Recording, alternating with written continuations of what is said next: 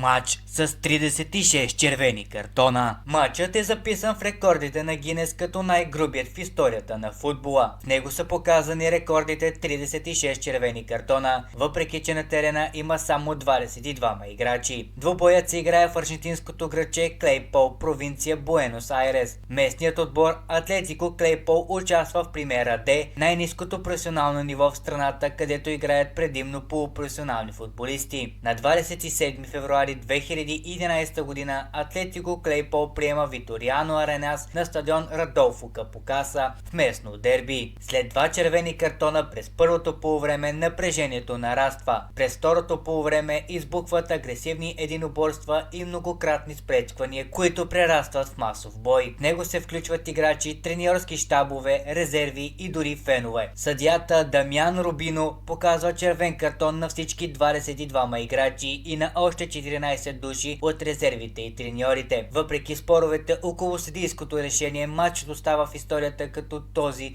с най-много червени картони. Ако видеото ви е харесало и искате да ни подкрепите, може да се абонирате за нашия YouTube канал, както и да ни последвате във Facebook, Instagram